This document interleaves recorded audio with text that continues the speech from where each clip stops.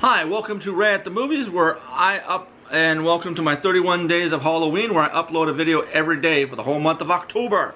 And to make this a perfect Halloween movie, kind of weird that the movie came out in December, but it is Dean Koontz's Watchers, which is based on the novel of the same name. It is loosely based, I might ask. It doesn't really follow completely with the story in the book, because I've read some of it, and I can tell you that for a fact. There were 3 sequels, Watchers 2 that had Mark Singer in it. There was Watchers 3, which had Wings Hauser in it. And then there was Watchers Reborn with Mark Hamill.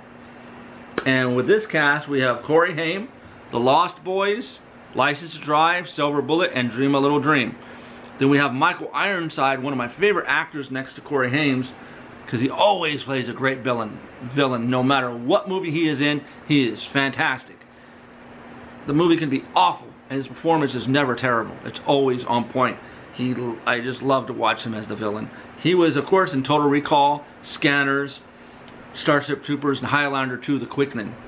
We also have Lila Slotman, Dream a Little Dream, Joe versus the Volcano, Pump Up the Volume, Amityville: A New Generation, Dale Wilson, The Stepfather, Stay Tuned, Killer Mountain, Hellraiser, Hellseeker, Blue Makama, The Stepfather, Bird on a Wire, The Russia House, Bingo, Barbara Williams, Forever Evil, City of Hope, Bone Daddy, White House Down, directed by John Hess, Not of This World TV movie, Alligator 2, Excessive Force, and Mars, written by Bill Fried, his only movie he filmed.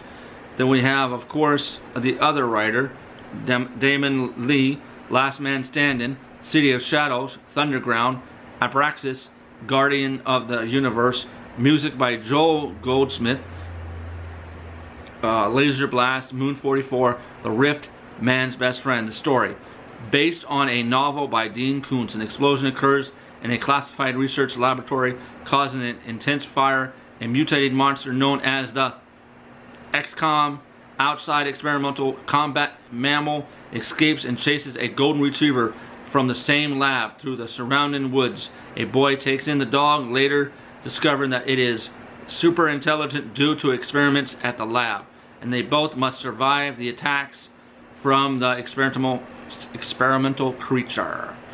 A spirited golden retriever survives an explosion at a secret government lab and makes its way to the suburbs, where it's taken in by Travis, a lonely teenager. Travis quickly discovers that the dog is highly intelligent and is able to use the English language. A ruthless government agent named Liam is out to retrieve the animal, as well as another mutated beast that was released in the explosion and has since embarked on a murderous rampage.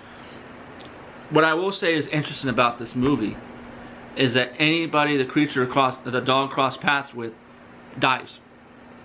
So the other trivia is, I'm gonna have to break this one up. Dang it.